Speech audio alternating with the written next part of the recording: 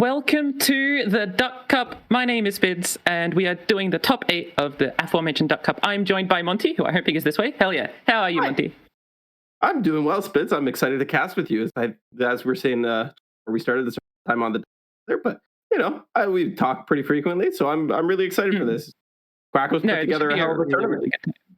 Yeah, no, this has been absolutely phenomenal, and really, thank you to Kawako. It's called the Duck Cup in his name. It's all in honor of Kawako, who's been sponsoring the last couple of Mastering Runeterra tournaments pretty heavily, as well as this one. So massive thanks to Kawako for this. How do you feel about the meta? How do you feel about the matchups? You know what? It's a mid-range meta. I'm doing great. I love this kind of meta. It's my favorite. I do not like Spellslinger decks. That's a lie. I like Nami, but mid-range has always been my bread and butter ever since I played Hearthstone way back in the day. So I'm excited to see what these players have in store for us today. Got a couple different decks here that look pretty exciting. Warden apparently has not died, according to 4LW. And there's some Poro King in our team, believe it or not. Yeah, we've definitely got a lot of interesting stuff. I mean, there's a lot of Ash LeBlanc, Jackson, Jan, and all the stuff you'd expect. But the cute little things like the Poro King, we are seeing the rise of some SETI decks, like the Seraphine set. And there's also a few instances of, I think, Jinx Kennen, maybe just one. There's also a Pantheon Varus, which is very interesting. So there's a bit of one-ofs of old beloved things, but also just a lot of mid-range overwhelm, beat you down sort of decks. Yeah, it should be a great show for our viewers today. We got a really stacked top 8, including a new face who I think we're going to be following in our very first round. You might, if you're looking at the sheet, you might recognize him as Timothy, but in game is IGN is Frost Booty Aurelia, and they beat my ass on ladder couple times to the point where I was like, okay, stream's got to end now. I'm done. So I'm excited to see if they can keep up that consistency and that level of play that they showed against me in this top 8 and see how far. Yeah, that will be our first match that we're going into. Frostbooty of Aurelia versus Ace, aka Giga Snail, Giga Chad Ace, as we all know and love him to be. Frostbooty Aurelia is on Darius Nar Janatimo, which is thought of the champion strength deck, as well as the Poro King Yumi. So hopefully that won't get banned, because I haven't actually seen it that much, even though you definitely have sad memories of it, Monty. And Ace is on Darius Nar, Jax on, and Renekton Sejuani. Very much just overwhelm mid-range. I'm going to use freezes and overwhelm to kill you. I really like both of these lineups. We talked a little bit about how the Poro King is different, not something you would necessarily expect from the meta, but then Ace went with very much a meta standard. I'm going to go overwhelm. I can go faster than you. I can go a little bit slower than you if I need to. I'm just going to have a big turn and I'm going to. And I like the way these players have constructed their lineups. I'm really excited to get into the games and see what they have in store for us. Who do you think is favored in this instance? Because I don't know how to evaluate Frostbooty Aurelia's lineup, but my instinct is to say they're favored just because they've got the Janatimo and the Poro King. I think so. Champion Strength is still a very, very strong deck. Janatimo really only got that one little light slap on the wrist with the nerf to Cloudwinder. So that deck is still very, very powerful. Darius Nar is a deck that I've been disappointed by in my own practice and my own prep, but the Poro King deck was very, very impressive. I hope that we'll get to. So I think if I had to choose a favorite, I would have to give it to Frostbooty Aurelia just because I took that L on ladder and I want to see them continue to keep up that pace. And but Ace is the Macedonian menace, so it wouldn't be a shame to see him. Yeah. This is our bracket. These are our stacked top 8 players playing for a whopping over $1,000 prize pool with over $500 going to the top seed, and then obviously trickling down everyone else. Everyone else is getting quite a bit of money from this. So it's definitely going to be a very tight competition, people trying to get exactly what they want. And also they get to become the Duck Cup champion, which honestly, maybe that title, Duck Cup champion, is maybe better than anything else. I am a big fan of the naming format of this tournament. I like it a lot. It's very, very funny. If you also have been following along, I'm pretty sure Aikato has been streaming some of this, so I'm sure you've been watching him go through. Have you been following this tournament? He's currently fighting Jeezy Never Walk Alone. We've also got Alexander and Grandpa Roji, 2 absolutely dominating plays over the last couple of tournaments, as well as 4LW and Ty Guy. This is just I cannot mention, you said this at the very start, this is extremely stacked, and only one name is maybe a bit of an unknown, but if you played on ladder, they have probably killed you. Yeah, this is one of the most back baits I think I've ever. And I probably say that every single time I'm casting, but what can you do? Yeah. I mean, it's always packed in these community tournaments. They are honestly more difficult than the opens, in my opinion. I think mm. it's not even close. You always get the best of the best of these, and the top 8 is always filled with medicine and people that I would not want to queue up into. Yeah, it is definitely a difficult time for anyone playing. And I mean, we've seen a lot of like, you just see the top 8 here. All the people that are like 9th and 10th and 11th and 12th were also absolutely like, harrowing players to try and fight.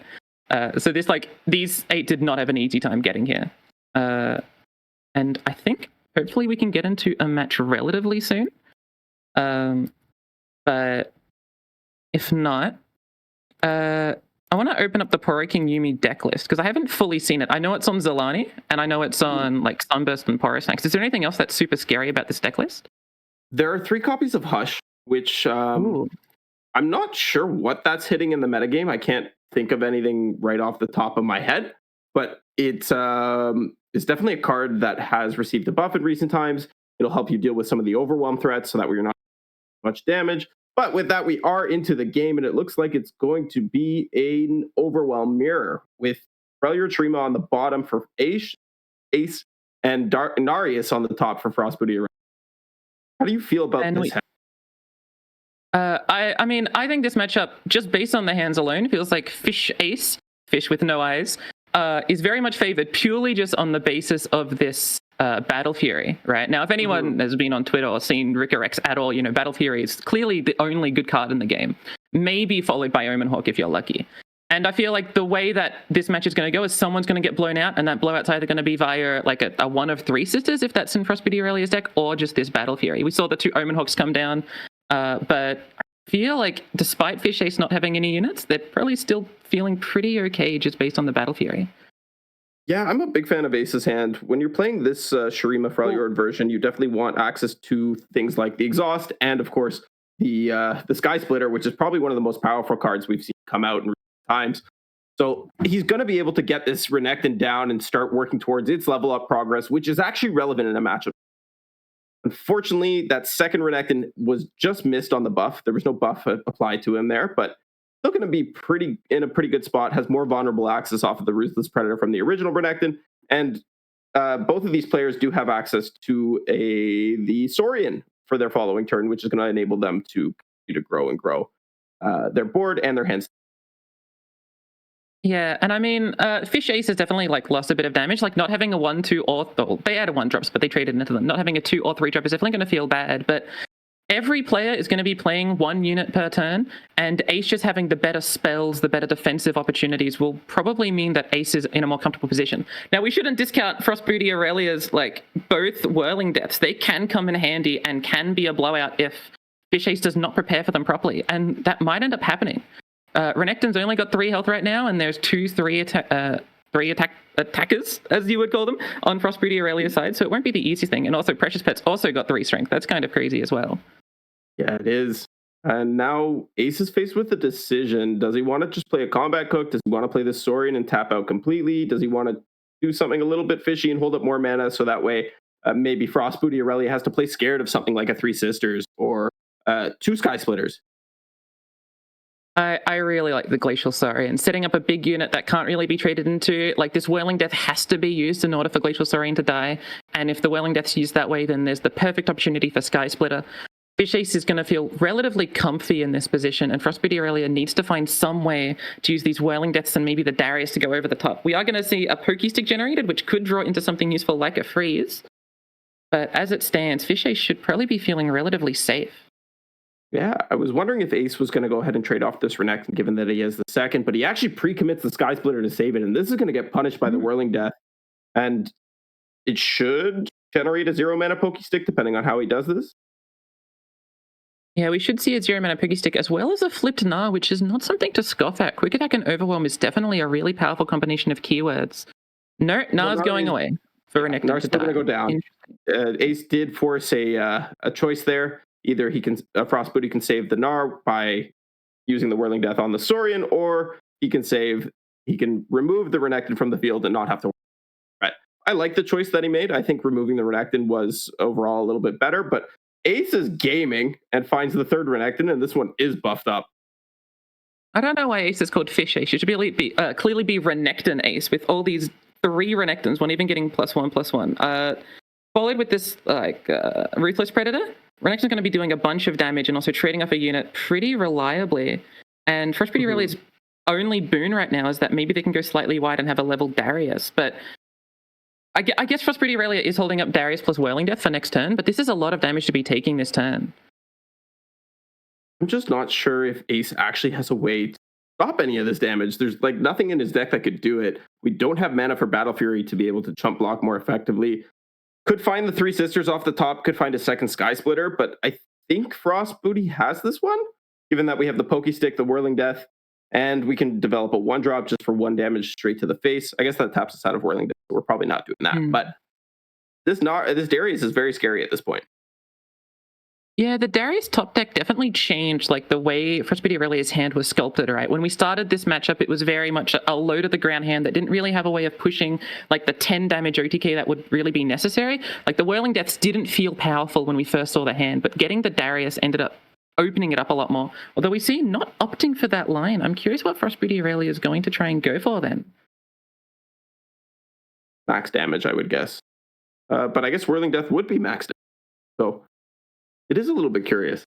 The Darius it would be max damage. Yeah, it would be max damage, but I think Frost Pretty Aurelia is realizing that this is a line that just instantly runs into a 3 Sisters, and Frost Pretty Aurelia doesn't need to lose to 3 Sisters just yet, and can probably use Whirling Death defensively if need be to beat something like a Battle Fury. I think Frost Pretty Aurelia is taking a little bit slowly, realizing that this is a mid-range matchup. You don't just need to go for your OTKs immediately in case it blows you out. We do see the combat cook come down with a tough weapon, very strong weapon to have in this matchup as a blocker, and then turning it into attack later on. Now, we do need to save the maximum damage, so I think this Renekton's going to have to be traded, and it's still not quite enough. It's exactly lethal, and even if it was off by 1, we have the Pokey Stick to get us there. The Frost Booty Aurelia is going to take game 1 in this set with the Overwhelm head-to-head. Now, can Ace run it back? Most likely, what do you think he's banned? Do you think he's left the Poro King deck? Do you think he's left Champion Strength? I think he would have banned the Poro King, I want to say, because the Poro King will always be bigger just every single time, unless they miss out on Poro Snacks and Zelanis. But that was a very interesting matchup. I think I was underestimating the badness that would be had by not having a 2-drop and a 3-drop, and Ace just not being able to draw those, despite having 3 Renektons, despite having a big Croc, just wasn't around for it. Yeah, unfortunately for Ace, he wasn't able to find those early game drops to contest the board or push some more damage of his own, and because of that, he fell a little bit too far behind in the race. Frost Booty Aurelia was able to pull ahead. But like we were saying, game 2 is just around the corner, and Ace could certainly pull it back. With the way these decks line up, it could go either way. And it looks like Janna has been left up. So we're not going to get to see the Poro King. Unlike our call at the beginning, you were correct about this one. I was very wrong about a few things before we started recording. So was I. First tricked us. We do see an Omen Hawk on the side of Fish Ace, which is probably really good in this matchup. I feel like the way that Fish Ace wants to deal with Frost Pretty Aurelia is find ways of dealing with freeze cards, but elusive, and then just pummel them constantly, trying to get bigger than the champion strength. So I think having an Omen Hawk, as minor as it may be, is a massive card in this matchup. I gotta agree with you. It's being able to stop this Acorn in its tracks has to be really, really powerful for Ace. Going to slow down the champion strength develop, and now he's faced with the decision of does he want to block 3 damage? Doesn't care about that. But Frost Booty Aurelia definitely identified exactly what we were talking about. He is keeping the Acorn back, wants to be able to develop more elusive blockers and kind of get there with a little bit of over the top using that champion. Interesting weapon decision. Ends up going for the Scout weapon, even though it trades into the Broadwing rather negatively, right? It's a very even trade and sort of mana negative for Fish Ace, as opposed to the can't block weapon. I feel like when you're playing improvised units, these two are sometimes the best thing you want or the worst thing you want. And I think in this instance, it might be more of the worst than the best, those two options. I think it's close. I don't dislike the decision. I think Ace is setting himself up for future turns a little bit better by making that choice. I think if he wanted the can't block one and he took it in this position, he might be able to force a trade here, but then the unit's kind of always stuck on the back line. It can never block, and it just feels bad overall. So I like Mm. having the scout access available, and I wouldn't be surprised to see Frostbooty Aurelia full swing here, so that way he can actually go after it well. Now, what I'm seeing is that Frostbooty Aurelia has a champion strength in hand, not the attack token next turn, and Fish Ace doesn't have very many big enough units in order to deal with like big Broadwings and big Acons. I don't know if we're going to see the champion strength next turn. I haven't seen too much of Janna Teemo play, but based on how my mind is like understanding how this deck works, we're probably seeing a champion strength next turn, and Ace is going to lose nearly all of his board. Yes, I think you're absolutely right about that. With a 4-wide board, champion strength feels pretty good. And Frostbooty Aurelia, just reconsidering, maybe they want to take one of the other units off the board, but that softens them up a little bit too much to some combat tricks, I think. So just going to take care of the chumpy units here. Let the acorns get through. Let the champion strength get discounted. Janna, not even going to be needed this match by a bit. Yeah, I mean, Janna's just there to draw cards later, sometimes be like a little bit of a value engine, but when you've got a hand that's double Acorn, double Broadwing, and you've got the champion strength, there's very little you need to think about outside of just setting up for your win con. And Fish Ace, like the biggest unit they could develop is what, like a Omen Hawk buffed Combat Cook? That's just not going to be enough. Or even seeing this trade here, which is very interesting, it actually sets up a way for this trade not to go positively. I don't know if this block was right on the side of Frostbooty Aurelia. I think it was hopeful. I don't dislike it because if you do get that block off and you manage to get the trade, you're basically set to win with his turn, or if not on this turn on your following attack. Because as you said, you're losing your entire board. Now, pass comes back to Ace and he's faced with here. What does he want to do? Going to tap out completely? Is he just going to play the jacks and hold the mana up for the Three Sisters so that way he has some freeze access? It's close. And if you're Ace, you're probably thinking, well, I need to continue to develop my own threats so that way I can continue to present lethal threats, but actually has the read, goes for the jacks, says, I'm going to be a little safer. I really like the pass from Frostbooty Aurelia, realizing that like you don't need to rip champion strength, even though it's a very alluring card to just do a bunch of damage. You can try and set up for better trades, maybe even wait for next turn where you can do damage multiple times, set up a combat cook maybe. We are going to see it now that Fish Ace has spent a little bit of mana. But Frostbooty Aurelia is going to feel a lot better now, having waited, having seen what was going to happen, just giving yourself more options. Okay, Ace locks in a full swing here. Now, Frostbooty Aurelia does have the option to block jacks and then pull the blacksmith or the not the cook, the castaway afterwards. It looks like he is going to take a block here. You can't freeze a formidable unit, so pretty safe to do this. There's no other buffs. Ace is only running 2 Sky Splitters in his list, so seeing one go down, probably feeling pretty confident that there's not going to be another coming out, but actually reconsiders and just goes after the jacks here instead. Ace is looking at the flash freeze and realizing, wait, formidable units can't be frozen. What am I doing? And this is a bunch of damage coming down. It will not be leading into a lethal too soon. Like these units will just return back to being 1/1s, and Fish Ace does have like a non-insignificant amount of health to play with. I think this Janna is going to need to start drawing into like a second CS. And if Fish Ace is able to pressure with these Weapon Masters over the course of the next couple of turns, this doesn't look the worst for Ace, but as soon as Frostbooty Aurelia top decks anything scary, it could be game over in an instant. I think it just got even a little bit better for Ace picking up the second blacksmith here. I'm not sure it's the play this turn in particular, but that extra little bit of healing definitely adds up, especially since you've already seen one of the champion strengths come out and they're only on a 3 hand. We do see the possibility of both Pot of Pain and Fix 'em. What do you think is the choice here? Because both of them are very alluring. I would have gone with choice. I think Quick Attack is a little bit more powerful. You've seen the 1/3 Sisters come out, so you're not worried about freeze. And Ace is gaming yet again, drawing another Jax exactly when he needs it. This one's buffed up too. This is an interesting spot. I really couldn't tell you who's coming out ahead in this. Frostbooty Aurelia has kind of delayed this Janna, which is fine. I do think putting the combat cook on the board was definitely a little bit of a better thing to do. It gives you a little bit more attacking power this turn, which is great. It's what you want. But now you're slower into finding your champion strength. Yeah, and this Jax is going to be ginormous. Nearly everything is going to have a weapon. We're probably going to see Jax and another Weapon Master come down. Multiple units with Overwhelm, and Frostbooty Aurelia doesn't have large enough blockers. They could survive by playing Janna and having a few things around, but I think that if Frostbooty Aurelia doesn't top deck sort of like spot removal, I think Fish Ace, I haven't done the math, that's for blockers, not for me. I think the Overwhelm might just be enough, and even being able to put the Scout Weapon on Jax might also actually be a boon rather than a negative. Yeah, you could also put the Scout Weapon onto the Glacial Saurian. I think we did buff it up with the one drop earlier in the game, so it will push it out of the range of the Combat Cook, letting it get in for a free attack there as well. We're just going to have to see how this plays out. But based on that draw by Frostbooty Aurelia, this does seem really, really great for Fish Ace. I mean, Frostbooty Aurelia can't even afford Janna plus Eye of the Storm. It's just 1 mana, 2 shot.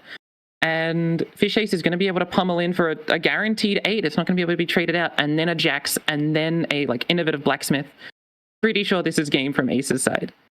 Oh, and Janna just played without units here. Wants to block with it, I guess. Save 4 HP. Kind of sucks, but what can you do in this spot? You do need to conserve that HP as much as possible. And as you said, Jax is going to be flipping here. We still have mana for Combat Cook as well. So this is looking pretty good. And Frostbooty Aurelia recognizes it, and we go to a 1-to-1 set. Very interesting games. I mean, interesting games in as much as like we've seen a lot of these Overwhelm games. We've been following Aegis yesterday. You've been following any sort of other grassroots tournament. I think OLS is going on at around the same time.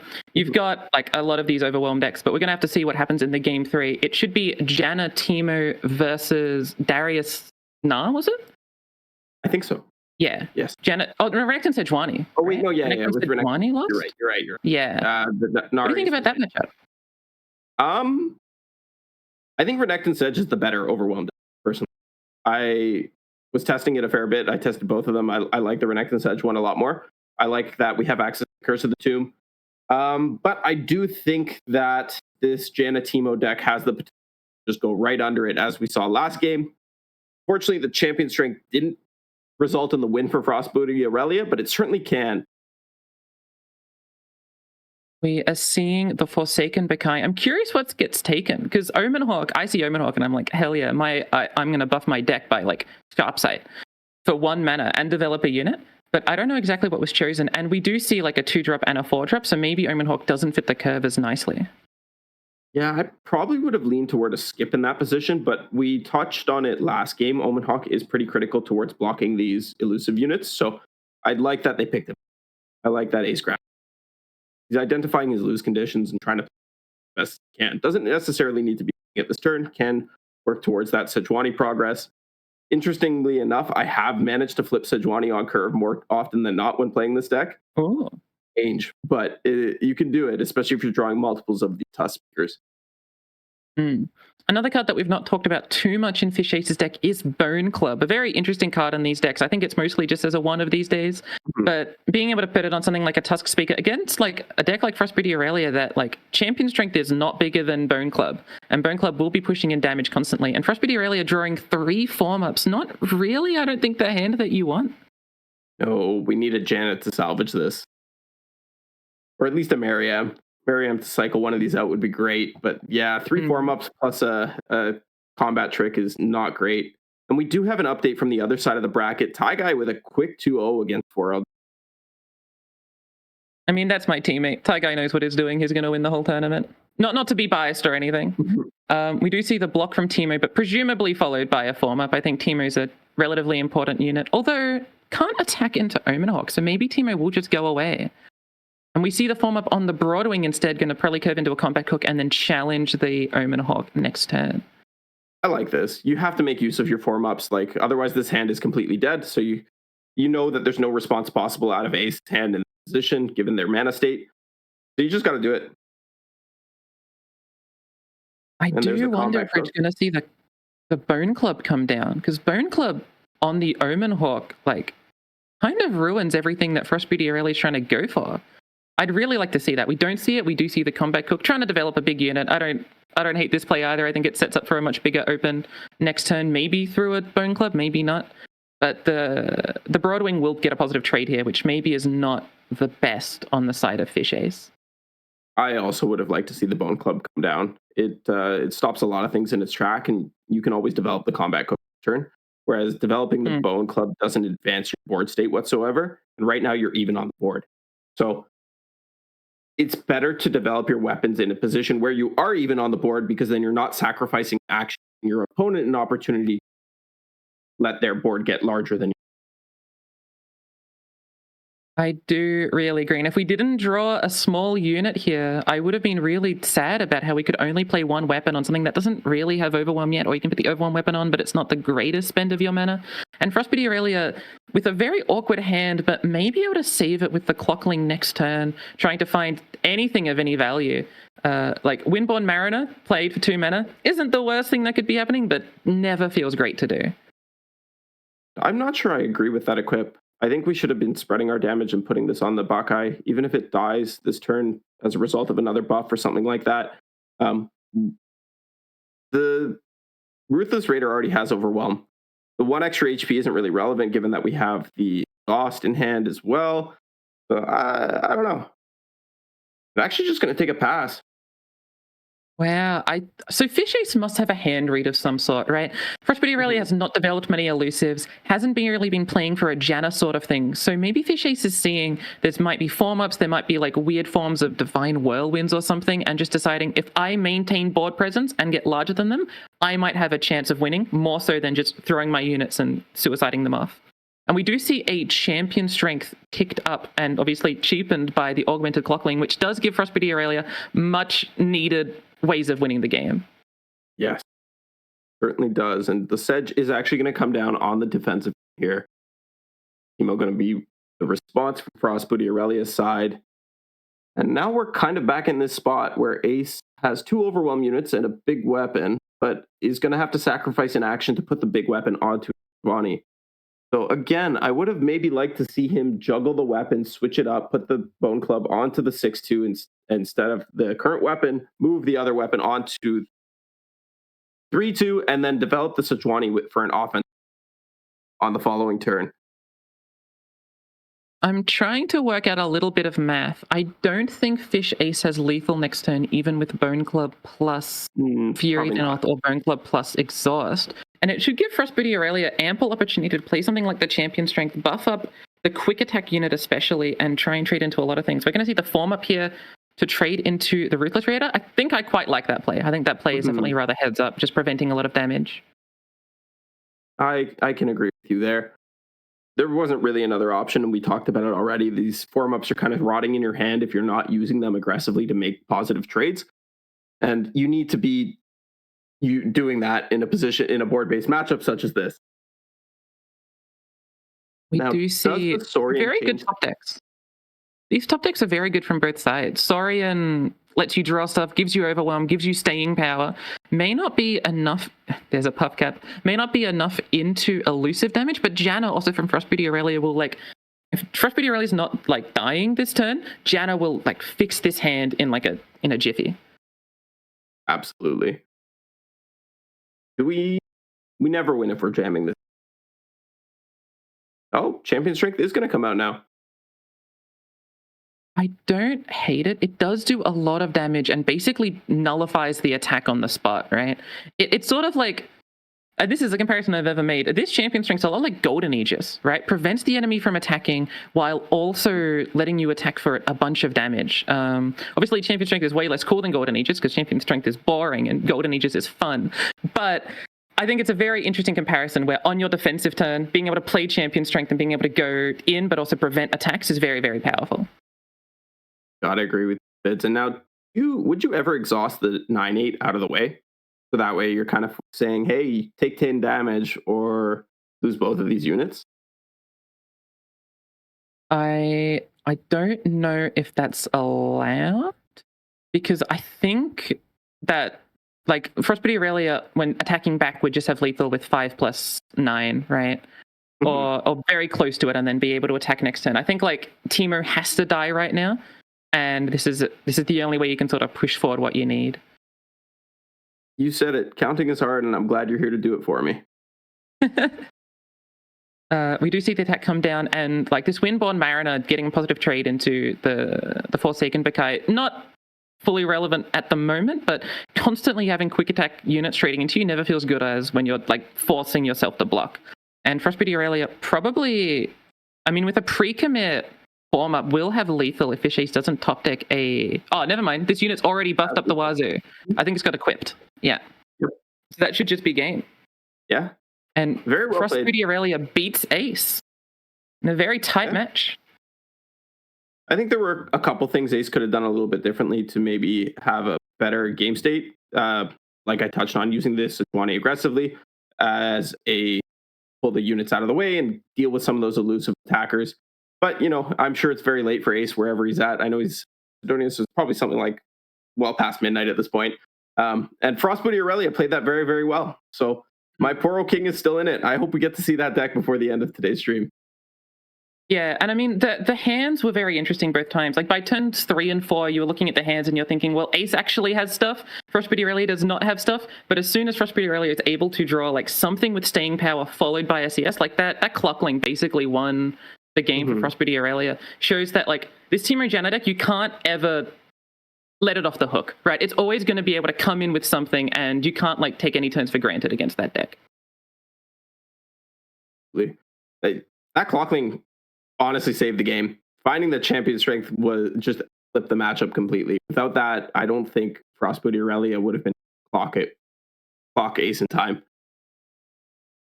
Looks like we're just trying to figure out if we're getting into another game, and chat is saying I'm cutting out a little bit, so I'm going to move my microphone a little bit closer here. How's this, chat? That personally speaking, that's very close and deep. I think that works. We are going to go into Aikido versus Rita Ruined My Life, and if you don't know who this is Never Walk Alone. And Aikido, I think, is in his happy place right now. When I picture Aikido, this is exactly what I think he wants to do. While Never Walk Alone doesn't have champions in what is a Karma set mirror. Yeah. This looks pretty good for Aikido, but Never Walk Alone does have a full hand as well, which we can't see at this moment. So maybe it's not quite as good as it looks. Aikido is down on HP. So it might be closer than we expect. Down on HP, but the version that Rita Ruined My Life is running just does not have burn, and Aikido does have a doubled up catastrophe from Seraphine, and it's already up and available. So Rita Ruined My Life is going to have to like have the harsh winds, have 2 concussive palms or something, and Aikado's just waiting for Rita Ruined My Life to have to put in resources, and that's not the hand you want. Singular Will's interesting, but that is not the hand you want. Singular Will is definitely interesting. We do also have a harsh winds to be able to deal with these cats, at least for one turn. I imagine we're going to see the Singular Will come out here, or at least attempt to come out, because what other option does Never Walk Alone have in this position? They could draw first. That's never a bad call. I think Never Walk Alone is a little bit fearful of Deny, which, I mean, we can see, but Aikido's got a full hand, so that probably includes a Deny. So, like, wasting the Singular Will just might not be enough. Doing the double freeze probably saves just a little bit more. We are going to see the Wuju style come down. I mean, Wuju style is great because Sunken Temple will put the other halves back into your deck while also pushing a bunch of damage. So I really do like that use. And Aikido, maybe not winning this turn, but will probably find ample time to win over the next couple of turns. Aikido also somehow generated an ebb and flow, which is going to deal 4 damage to face, and then another 4 damage off the backside. So this is looking pretty good for Aikido here. Yeah, Aikido is running with a little bit of main character energy. We're going to have to see the Portal Pioneer just to make sure that these ebb and flows don't hit the dome constantly. And we're going to also see the healing spell trying to stay alive. But this is not a fantastic position, but it's not unwinnable. If Rita Ruined My Life just top decks a Karma and then plays the draw spell, which like the mana and then draw if you're already enlightened, this game definitely is not over. No, it's not quite over yet, but it's getting pretty close to it, I would say. It very much depends on what's going to happen with Aikado's redraws here, I think. Can fire off another flow for potentially 2 more damage to face. We do have information from the other side of the bracket that, or I don't know which side, maybe it's the same side, but Alexander has 2 Ode Roji, meaning that we've got Alexander, whoever wins this matchup, Tie Guy, and Frost Booty. Fantastic name as our top 4 once we see who ends up finishing this match. Reducing Singular will come down, but Deny costs 1 mana because Sunken Temple is like Bar, but for multiple discounts. We definitely have to deny this. We can't afford to let our cats go back to hand. Oh, and that's a showstopper too. Showstopper was so good they made a Showstopper 2. I had to do that joke. And any burn is lethal on the side of Icado. And I'm sure this deck, I know a little bit about PNZ decks, having played a little bit of them before, and there should be burn, and we're going to see a whole new hand. So anything in this instance will save. We do see the Meditate's redrawn. And that should just be... I mean, it's not game yet. There's still play. But this is a lot of burn to be seeing. That should probably do it. Oh, that's a Smooth Mixologist, though. It's going to buy GZ Never Walk Alone at least a little bit of time. Don't know if a Mystic Shot has already been played, so we're not sure if this Seraphine can double it. But this doesn't look like a good position for Rito Ruin My Life. No, I would not say this is great. I would say this is the opposite of great. I do think that Icado is probably trying to get set Showstopper to destroy the blocker so that future never mind. Ignore all of that. There has been a surrender. And is that a quick 2-0 from Icado's side? It definitely looks that way. I hope our bracket there is accurate. Our little graphic is accurate. But yeah, that was a fun game to get into the end of. Sunken Temple really showing its power. Sunken Temple was very interesting. Just making everything cost 0 mana is insane. Bar was annoying because everything costs 0 mana, and then Sunken Temple draws you an extra card every turn, makes everything cost way less mana than possibly predictable. It's very, very troubling.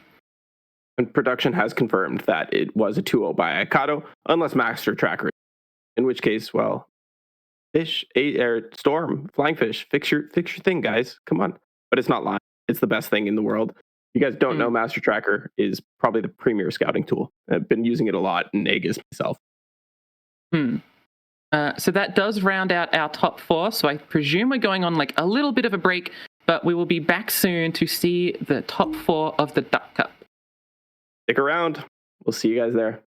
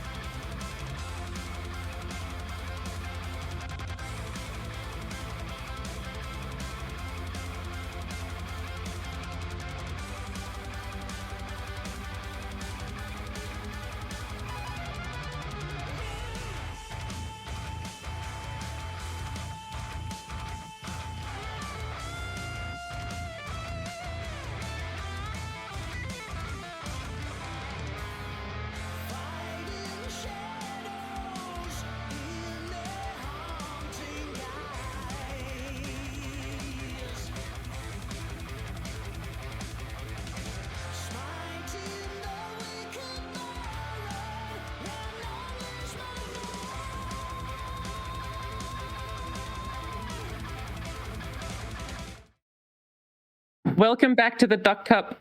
We bullied Hirsch into putting us in a little bit early because we're just so excited to start the quarterfinals. We are going to be following Guy versus Frostbooty Aurelia. We saw Frostbooty Aurelia not be able to play the Poro King, unfortunately, but play very well with the Janatimo and the Darius Nar from memory. Versus Guy, who did a quick 2-0 against 4LW. Not an easy opponent. Oh, definitely not an easy opponent to go up against. And 2-0s are always very, very convincing. As we saw, Alexander took down 2-0, to Roji down 2-0. Aikado, we watched on stream taking down GZ Never Walk Alone 2-0. And Guy was off stream, but we're going to get to see him now. And then Frostbooty Aurelia, we saw with that very close head-to-head against Ace. So we'll see if we can get another close set here, or if it'll be another commanding win by one of our two players. And just to briefly recap... Sorry. I was just going to say, just to briefly recap the decks, we do have Guy on Jen and Nyla, Jinx Kennen, Seraphine Set, and Frostbooty Aurelia is on Narius, Janatimo, CS, and the Poro King Yumi. So these are our two players with kind of the interesting decks, and it's good to see them going head-to-head. Hopefully we get to see both the Jinx Kennen list and the Poro King list in this match, but we'll find out in just a second when our players get into game. Guy was on a very similar lineup yesterday in Aegis. Guy being a fellow Azir Ascended with me. I think we gave Guy from memory like Nessus, because I'm Xerath, I'm pretty sure, as part of the Ascended crew. But Guy brought this lineup last time, went 2-1. Jinx Kennen, I think, showed up rather well, which was a bit of an underdog. I don't think it was brought very much around there. So I'm very excited to see an actual play of this lineup. I think they were on stream yesterday, but I didn't actually get to see too much of it because I was also in game. So I'm very excited to watch this matchup. And it looks like we do have to fill some time because Frostbooty might be AFK, which is perfectly fine with me. Spids, being Guy's teammate, do you want to talk to us a little bit about this Jinx Kennen list? Did you have a hand in its creation at all? Did you have a hand in the attacking? I did. I'm going to be honest, I don't think I edited a single deck. I just sort of was given decks and played them. But I did watch this deck be played a little, and it harks back a lot to old, Kennen Jinx. There's less returner range. It's only just one because returner range should get hit. You just want it as like a vague discard fodder, but having two of them is going to feel really, really bad. But all the stuff you're normal with. We do see Mayim, which is a very interesting addition, but it's a PNZ deck. If it's aggro, if it's control, if it's combo, you're going to see Mayim in it, at least as a one of, and this one has it as a two of. Everything else, burn with Pytos, Scrap Shot, Mystic Shot, not Scrap Shot. I'd like to make sure that's very clear. Blowback, all the stuff you want, as well as the Mecha Yordle package that you're very used to in this deck. Yeah, I like the Arena Promoter edition. I think that's something that wasn't necessarily being played in the past, but that card is really strong as a 4/3 tough unit. I'm sure we've all seen Ranger Knight Defector beating our faces in, and that's a nice, powerful 4/3 tough unit. So, Vandal City has one of their own. It doesn't have Scout, but it does make another card for you. So, not the worst trade-off. Mecha Yordles are good fun. And Returnal Wrench making a comeback in this as a one of. Surprised to see that given its change. I feel like it is just... It's good discard fodder, of course, but I don't think the +1 HP is nearly as impactful as the impact was. And I'm kind of sad that they nerfed that card. Yeah, no, that card was one of my favorite cards when it was revealed. Impact, despite being like a very simple keyword, is one of my favorite keywords. It just feels fun to play every time. And like every little Bandle City deck at least has some access to it. But we are going to be in the game. I'm going to be cut off from my Impact, fawning into Janatimo versus... Nyla. You're right. Oh, you're correct. Oh, it is Janatimo. I thought the bottom deck was Janatimo. My mind is exploding right now. Yeah, okay. I have the same. It was the same thing going through my head for a second. I was like, "This looks wrong. This doesn't make sense." And then it clicked. But looks like we are going to see another Acorn discounting a champion strength. Frostbooty Aurelia doesn't fucking miss. This guy is just too good. I mean, Frostbooty Aurelia did miss slightly and then managed to just draw into it anyway, that other game. We are going to see Guy play a Pool Shark on 2. Very interesting. I always thought that maybe doing it on 3 would be better so you can always discard whatever you get off Janna. But I guess you just want it as an early blocker, and like most of the draws in your deck are going to be okay, whether they're Nilla or Mayim or whatever. Even Eye of the Storm you're able to play on this turn. You could play the Eye of the Storm. Do you really want to, though? Something you actually want to do? I think you'd be pretty happy just letting it go. But then again, what are you spending the mana on? Oh, no, just going to use it, make a trade. I like this. This is a good line. I quite like it as well. Getting a buffed up Master Lookout, while not great. It's sort of middling. It is not a bad feeling to have, and having extra fodder for your Janna and making sure that like you have access to multiple divine whirlwinds next turn, I think is really good. Because from Taigai's perspective, I think your aim is to just keep pointing spot removal at the elusive units and then chomping down the non-elusive units until Taigai eventually finds like a big enough hand to win through things like a Nilla, or if they're on Tide Dancer, probably Tide Dancer. I'm going to check if they are, because that's a very important card to know. We should probably know which version of the Jen and Isla deck this is, because this deck has Helmsman. I like it. But no I like Tide Helmsman. Dancer. Yeah, Tide Dancer Helmsman's gives you interesting. I was talking with Card Gamer, and he was saying that Tide Dancer gives you kind of this over-the-top OTK potential against some of these mid-range decks, but Helmsman just lets you kind of grind out a lot more. So I think for this matchup in particular, the Helmsman would be something that I would expect to be a little bit stronger, just because, as you were saying, you do kind of just want to grind it down, slowly remove the units, make sure that you're not getting beaten up by the elusives. And looks like we found a second champion strength here too. So I wonder if Frostbooty Aurelia is just going to go in with some elusives and then drop a champion strength and take a second attack on this token. Both players having their Janna and both drawing almost exactly what they want from the Janna, right? Taigai able to find spot removal, but Frostbooty Aurelia finding things that are able to push forward more damage, like discarding Windborn Mariner, getting further draw, getting a Teemo. Both of these Jannas feel ideal for both players, but I feel like Taigai's ideal feels a lot better than Frostbooty Aurelia's ideal in this instance. And being able to just mess around with mana and cards probably makes Taigai feel very safe, but that Janna's not going to stick around for long. I think we are going to see the, what's it called, Howling Gale come down and probably kill both Jannas on both sides. That seems about right to me as well, Spids. And now Frostbooty does have a decision. Do they want to push in a little bit of additional damage with this Eye of the Storm? And draw a couple cards? I think they probably should, given that their hand is a little bit soft, doesn't have a lot of units. These champion strengths aren't getting a lot of value without units. So probably see that. Yep, looks like they're going to. Oh, and it's actually a second Janna. I think I like the play, but it being a second Janna is really awkward. Like, I feel like a second Janna will feel much better, because one of the ways that Frostbooty Aurelia can win this matchup is just by having more Jannas than Taigai has Howling Gales. And we see only one Howling Gale right now, so that's very possible of a win con.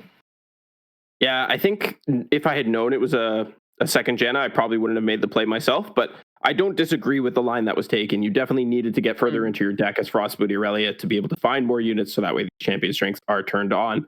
And we only found one unit out of that, so still in a bit of an awkward position.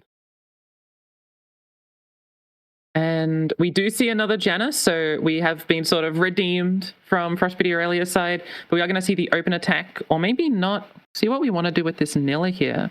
I really like that Taigai and Frostbooty Aurelia both have Jannas. They're both going to continue doing this sort of Janna song and dance, see who ends up drawing the Divine Whirlwinds and who ends up not doing such.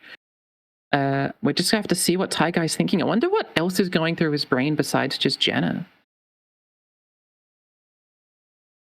I mean, there was an option to go for...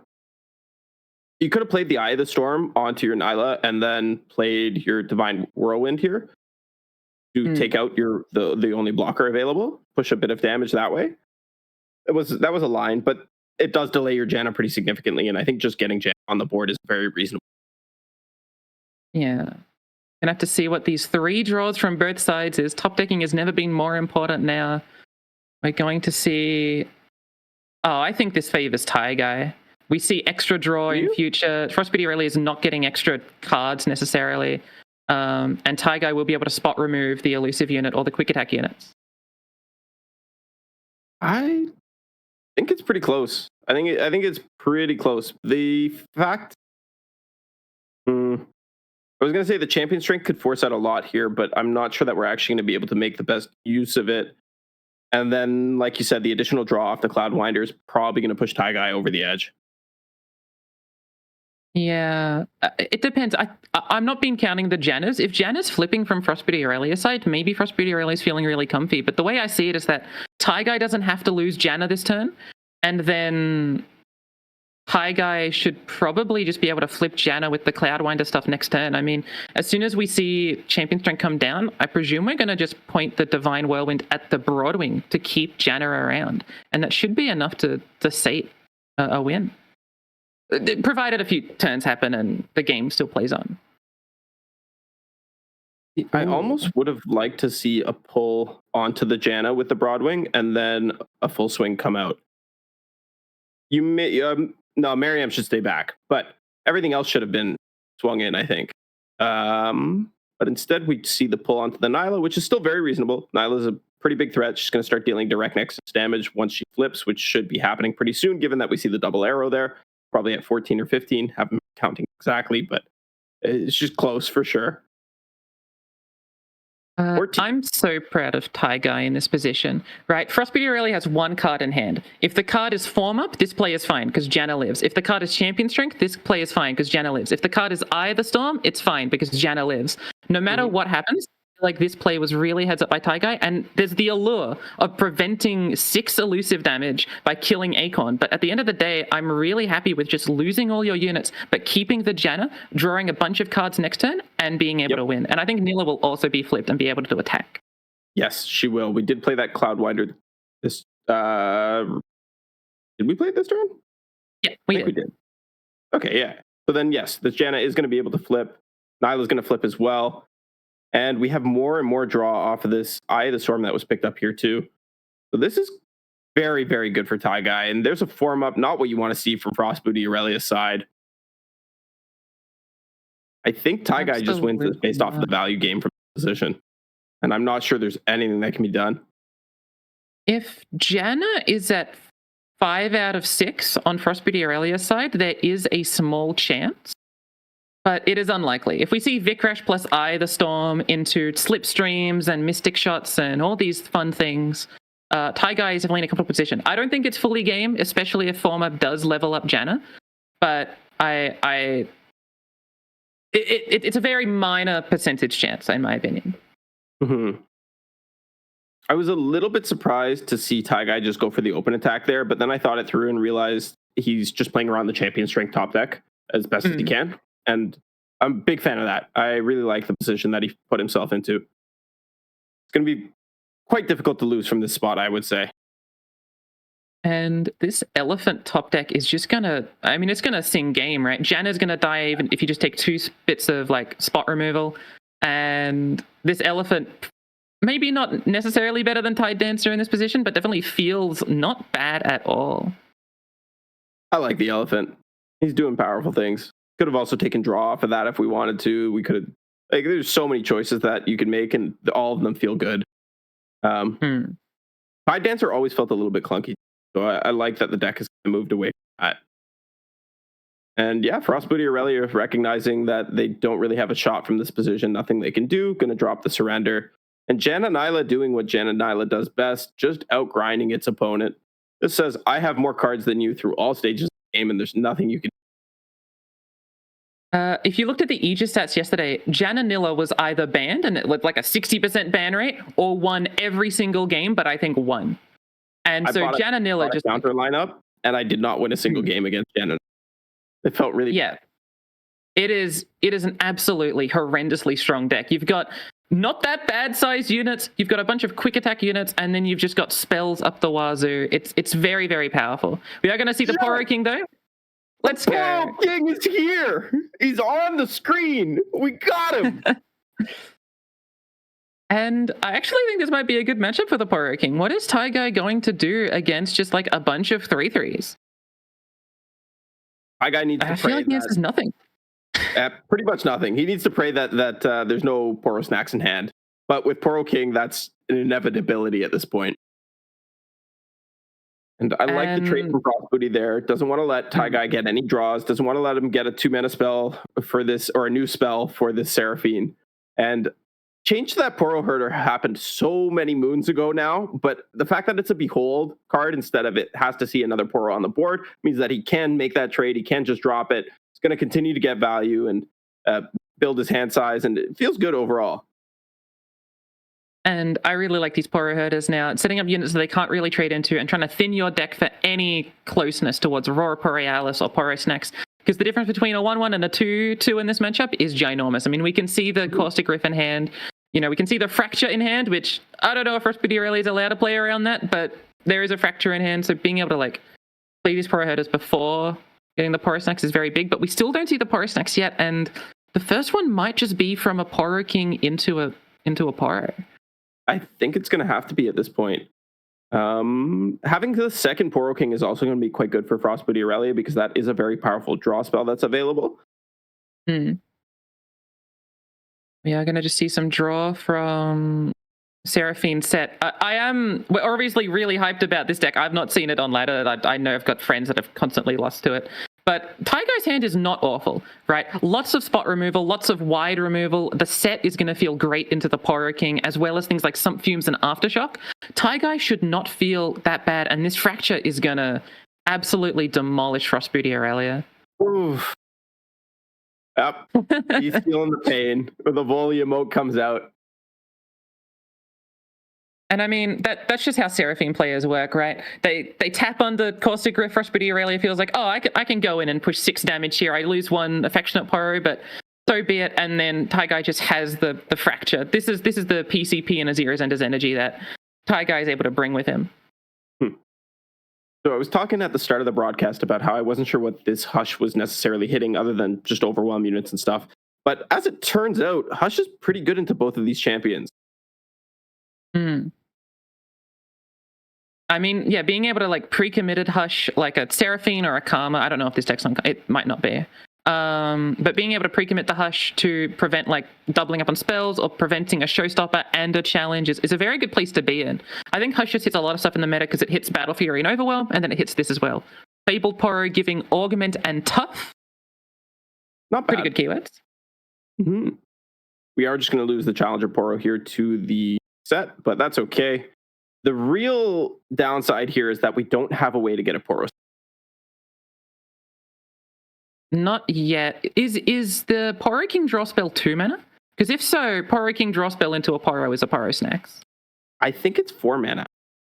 Okay, that is twice as much as 2 according to my calculator. But maybe broken. I haven't used it for quite a few years now. We are going to see an equal pass. Frostbooty Aurelia just doesn't really have the Poros necessary to afford anything, and Taigai is able to like accept passes. Taigai's very happy to constantly pass down the board. Absolutely. Just means more resources available to him, means more mana available to him. He's not more than happy to take this slow.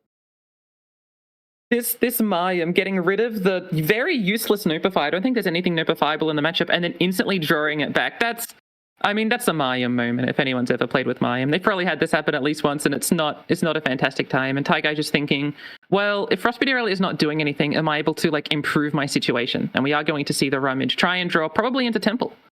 Is the desire. I like the Rummage. I think the Rummage was a good call there. What else are you going to do with that Noopify? Just like you said, the 1 coin is pretty relevant as well. Or I guess it's 2 coins, but you can save that until later when the Seraphine's flipped. I'm sure there's more place your bets in this list that will give you more coins further down the line.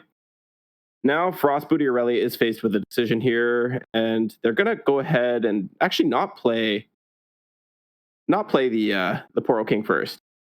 Hopefully trying to bait out some mana, I would assume. And production has been kind enough to confirm that Poro King spell is actually... So, split the difference, and we're right. Yeah, I was very interested. I thought the Lonely Poro was so that you could do Lonely Poro, force mana out, then do Poro King, then do the Poro that eats the little snack, aka like a very important piece of jewelry. But we didn't end up seeing it, and I'm curious, like, what is the fear point? I guess we can still afford the Poro King's Council Call into a unit, but like that doesn't feel amazing, and we're going to just re-see the Poro King. I think these Hushes are a little bit bricky because they're just not a Poro. We can't get our Poro snacks. It definitely feels bad. If these Hushes were another Poro or even another Pale Cascade, we'd feel a little bit better about this spot. There's only the 1 Pale Cascade in the deck, so it's a bit hard to draw 2 of them. Yeah. But at the same time, it's really only a protection spell in this current metagame. It's not really... and it's protecting your Nexus HP, not your unit, most of the time. So, I don't know. I think it is definitely one of the brickier cards in the hand, and I'm not sure that we can afford to avoid playing this Poro King spell. But then again, I'm not the master of this deck. I just got beat by it twice in a row on ladder. We finally see a snacks in the hand. There's only one Poro that can get buffed on it, and there'll be a second one coming down presumably shortly. Hi Guy trying to find the landmark, but still having nearly both champions leveled means the landmark's probably not that necessary considering just how far behind Frostbooty Aurelia is. We do see the snacks into the Pale Cascade, probably trying to draw any Poro, but we don't see it. We see Sunburst, which is not a Poro, according to my notes. Not a bad pickup, but Taigai did just find the deny off the top to be able to answer it. Also has recalls as well to be able to protect his units. And then there's that Higgs Splitterator for the second Poro King as well. So I don't know how Frostbooty Aurelia is going to get themselves out of this. I think this game explicitly shows why not many people are fans of monarchies, because the kings exist, but they don't know where their citizens are. They're just lost in the source and they can't find the citizens around. Finally, a citizen has walked up to the king and pleaded, please give me some snacks. Please do anything. But the Poro King has just waited and done nothing for so long. Sorry, I got a little bit ranty there. But I think that like this deck, what we've seen with the draws, most of the spells have happened. Not enough of the units. And I think that's the flip on the Poro King. But that has no relevance given that we don't have any more Poros to play with him. We don't have any draw spells to be able to get more Poros in hand. And now Set is going to flip as well. And I think Taigai does have the mana available for a Showstopper too. So I'm not sure how we're getting out of this spot. I think it's just looking worse and worse. Taigai showing that they're a gamer. And Frostbooty Aurelia maybe feeling a little bit sad. Yet again, the sequel to Showstopper 2 being mentioned by Monty, this card that no one else has ever heard of before. Very intrigued to see what it does. On the side of Taigai, right, like I think I'm very focused on what Frostbooty Aurelia is trying to do because I'm interested in this deck. I'm trying to see how it functions. I think from Taigai's perspective, all he's seeing is that this deck has done nothing. I have got a set. They can't kill my set, and I'm going to just slam every single turn. From Taigai's perspective, this has been a very, very simple Seraphine set game. Hand is full. Answers are plenty, set leveled. I'm sure Taigai's like sort of in his happy place. Maybe hoping that the game was like a little bit closer, if anything.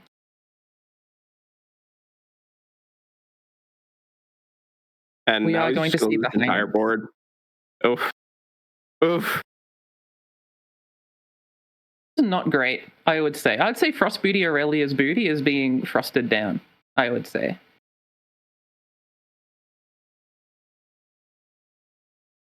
This is just harrowing.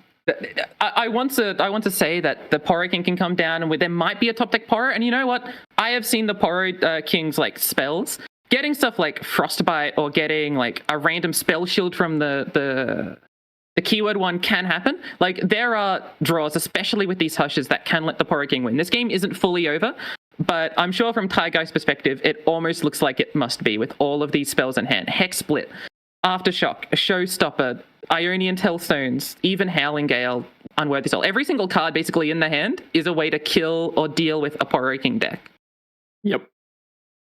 It feels really, really bad for Frostbooty Aurelia in this spot. And there's like, even this Zolani is what, like a 2/2, 3? It's been buffed by exactly one unit that died while above HP.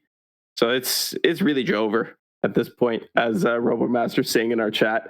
But we were talking about the Hush, and then I talked about the Hush again.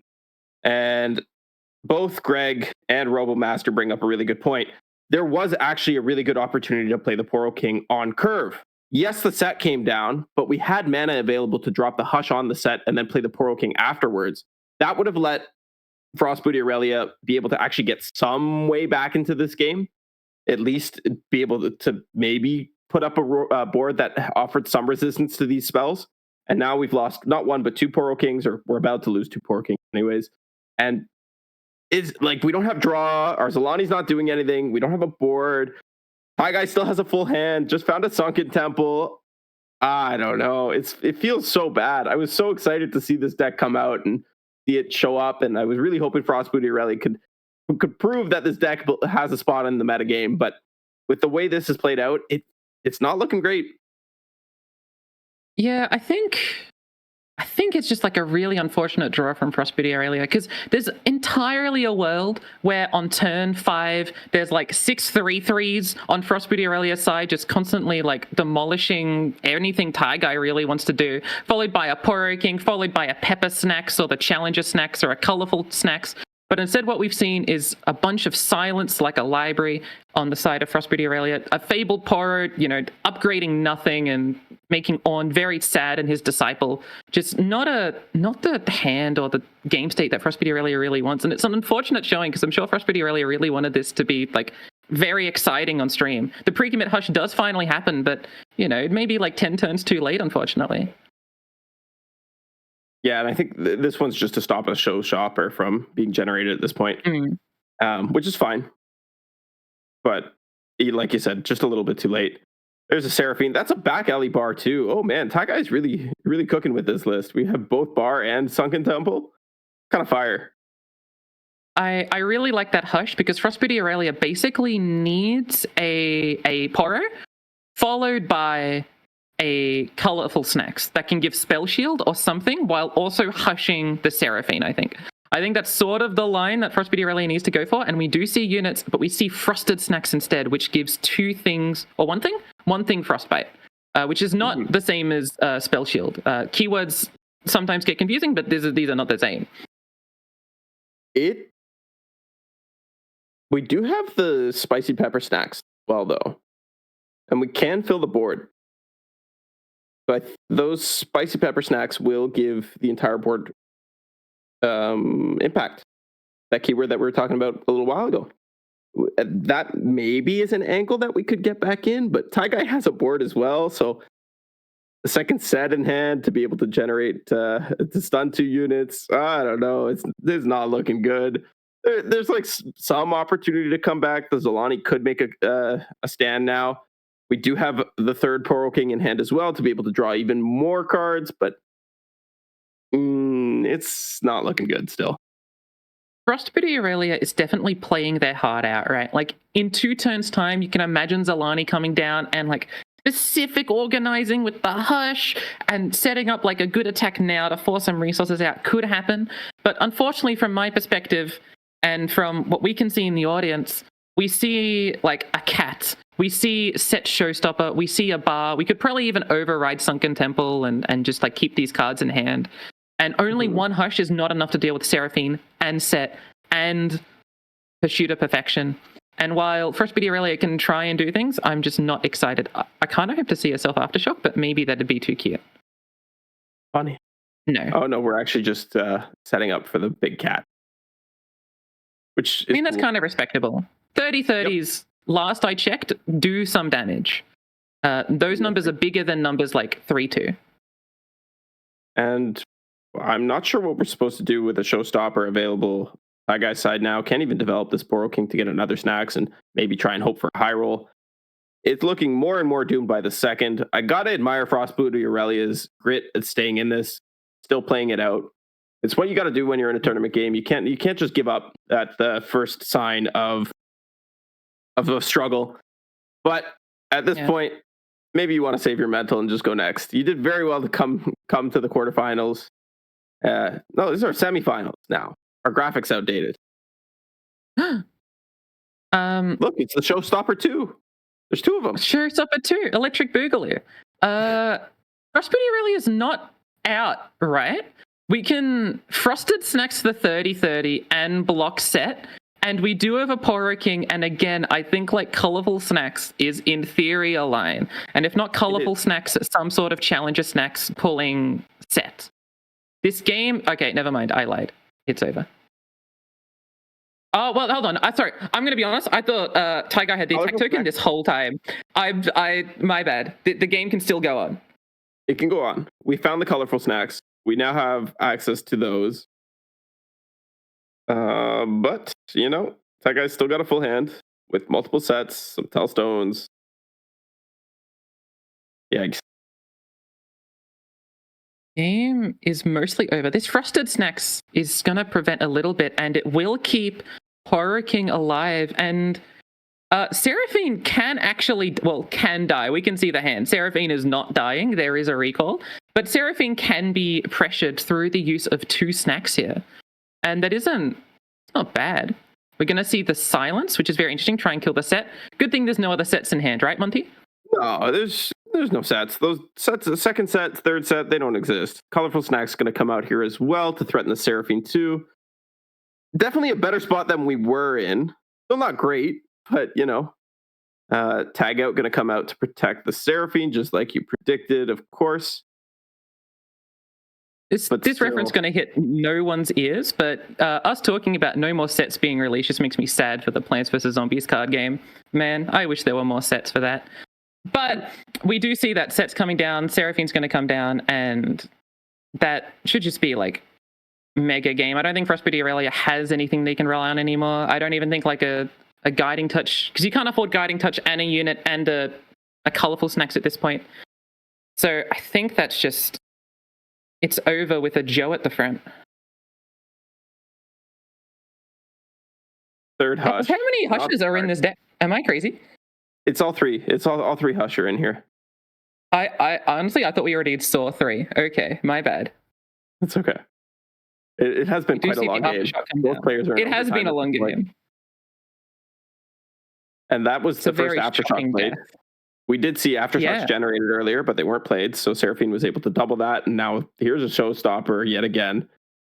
And this has to spell the end. There's just nothing Frostbooty can do from this position. They had a really good run. Not a name that I've seen before, so very impressive for them to make their to make a standout performance in a tournament, especially one as stacked as this. They should definitely be patting themselves on the back. They did hit the prizing. They made it to top 4. So can't hold yourself can't be too upset with yourself for this one. Yeah, Frostbite Aurelia should feel pretty proud. You know what? We are going to see Tag Guy 2-0. I think the fact that they've thrown out a GG emote at the end of every single one of their games shows that they're a very respectful player, and I hope that they continue to play in these community tournaments because I'd like to see them bring more stuff like this Poro King list. So shout outs to them for coming out and showing they've got what it takes to compete with the best of the best. But congratulations to Ty Guy for being the first confirmed player to advance to our grand finals of the Duck Cup. I hope Frostbooty Aurelia plays more, even if to say Frostbooty Aurelia just more. It's a great name. They should be throwing it out for all of us to experience. We could be seeing us go into the other game. Despite that being a 30-minute game, Alex and Icado are just 1-0 at the moment. Alex a little bit ahead, and we are going to go into that. Oh, look, more set, more Seraphine. I think this is what this meta has become. It's interesting how this meta has evolved into this position. I mean, I guess Set is just like the best anti-mid-range card, and then the best Set friend is Seraphine right now, and the best Set friend is the PNZ region. True. And we do see a leveled Set on the side of Alexander, but not a leveled Seraphine. Pre-committing the tag out onto the Mariam is interesting. Wonder what the thought process there was. But we do also have the Sunblast figure to protect her. Mm-hmm. So she's not dying, which is good. There's a lot happening on the screen right now. I want to sort of take us back. I think if we just look at the hand states and the board states in a very general sense, I'm much preferring Ikado's position. There's two champions for both sides, whether in hand or on the field. But Ikado does manage to have a Sunken Temple and a bunch of cheapened cards. So while like on the board and what's happening on the screen looks relatively equidistant, in a matchup like this where value is like, it's very premium, I think Ikado is slightly ahead in a lot of these instances.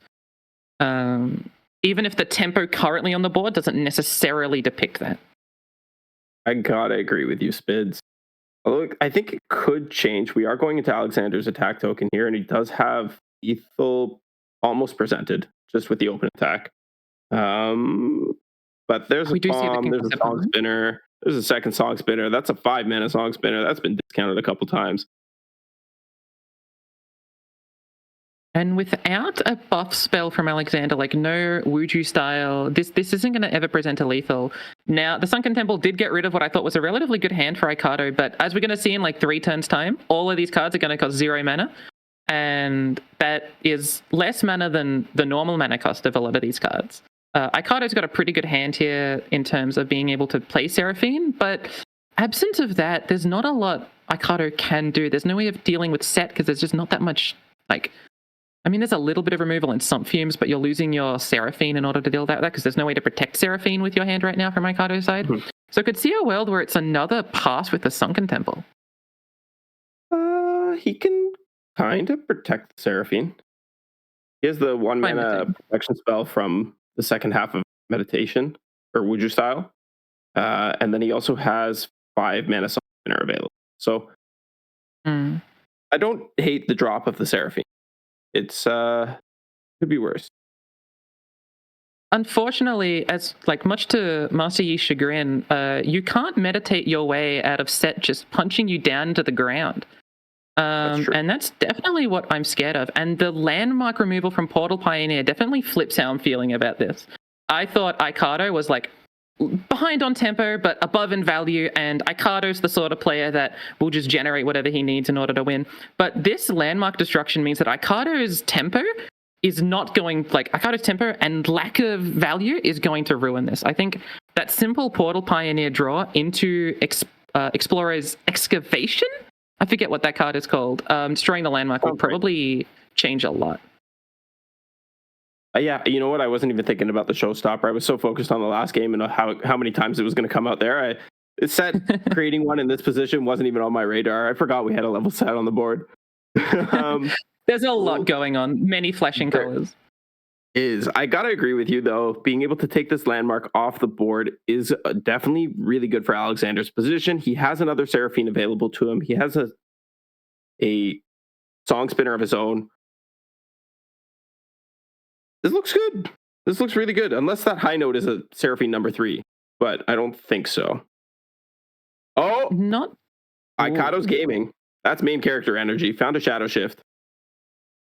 Yeah, I was gonna make a big comment about how you and I were talking that our ideal finals was Alexander versus Taigai, and we've sort of like got our script happening. But no, Aikato's definitely in this to win it. With this Seraphine, if Alexander can't set up enough things, and Alexander will be able to set up enough things, but Aikato definitely has windows of opportunity to try and find game here. Although this Notify is going to be very big, I think. Both sides. Too. Oh, no, never mind. That's an Unworthy Soul. They're both pink. I thought they were both Notify. The 2 mana plus a pink thing made me think, oh, that's clearly Notify. But no, that's Unworthy Soul. Totally understand. I think you're absolutely right, though. Alexander is looking to be in a pretty good spot here. Notify doesn't need to come out just yet. Might want to use it, but probably don't have to. Does have Set Spell to be able to generate a coin, which will enable, also the Smooth Mixologist will generate a coin. Both of these will enable Showstopper this turn as well. And Aikato now has to decide if he wants to kind of save this Unworthy Soul for protection for his Seraphine, if he Seraphine out, if he try and do something else with this turn. Swindle, though.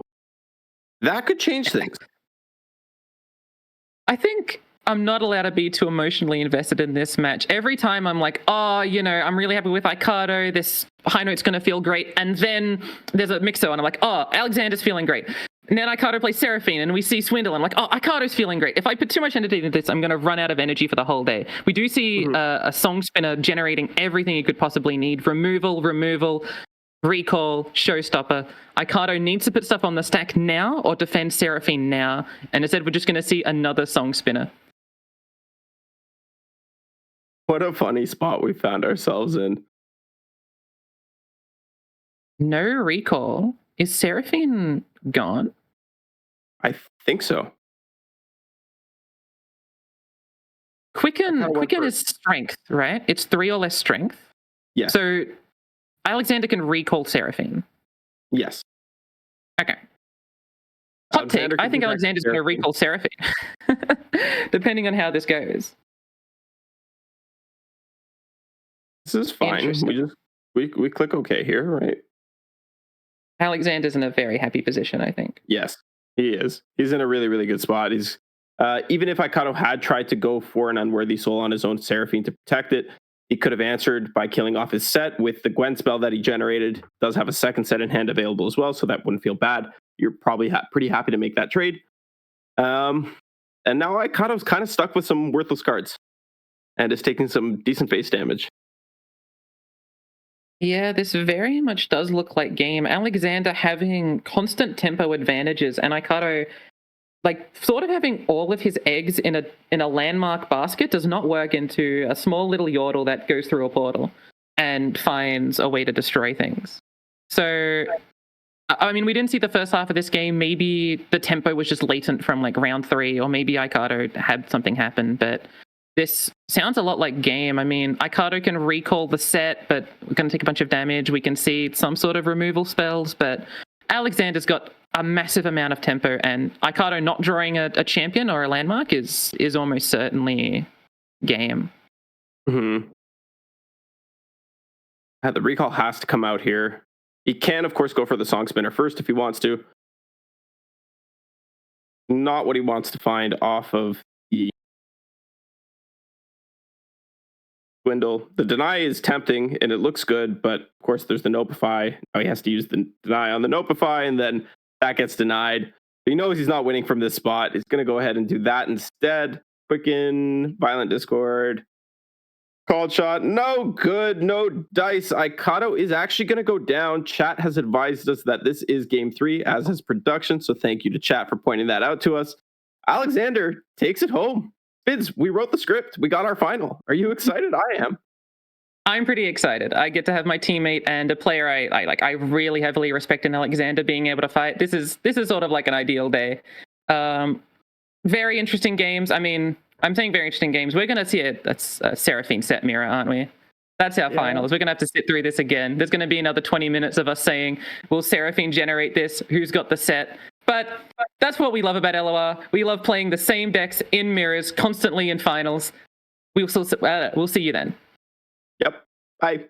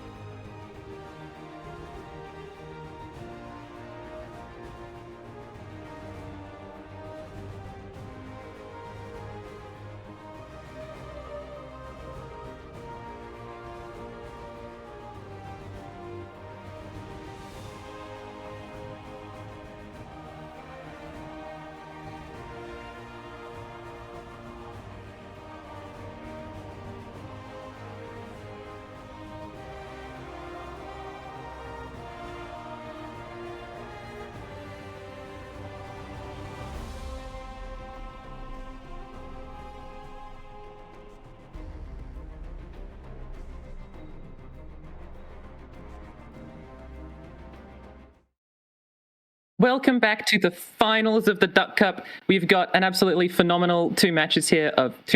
Two players in one match, or maybe three, depending on how this goes, of Guy versus Alexander, playing for $500 as the top prize, second place getting about over 200. I want to give a quick shout out to the TOs. They've been hanging out in the back. They've been giving us advice, and Hirsch is obsessed with making sure that I mention that both of these players are part of the Midden State gang. So go Middens, or whatever they do in the Midden State area.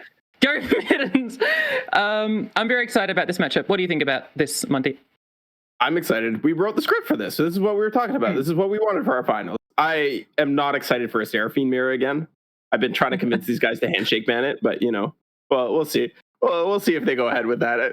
I wouldn't want to influence the play. I wouldn't want to influence it too much. If they decide that on their own, they're welcome to. They can save us some time and some suffering. But, it'll be an entertaining set. It'll be a great cast nonetheless. I've really been enjoying our time on the desk together. It's been an absolute banger of a cast, in my opinion. So I'm excited. I'm looking forward to it. I'm just taking a look at these deck lists and seeing what's out there. And the Jarvan Shen list coming out of the side of Alexander is a little bit different than some of the other things I've seen. There's a syncopation in there, which I absolutely adore. One of my favorite things to do with Jarvan Shen is to kill your opponent with Shen spell. Synco does that for 2 mana instead of 6. The Jen and Nyla list is a pretty standard temple variant, which we've seen pop up over the last little bit. Even has the Piltover Telstones in there to be able to counter that. And then the Seraphine set deck, we saw its power last game. Alexander knows how to pilot that one like no one else. And then from the other side, we've got a pretty similar matchup as well. Seraphine set with both Sunken Temple and Back Alley Bar from the side of Guy.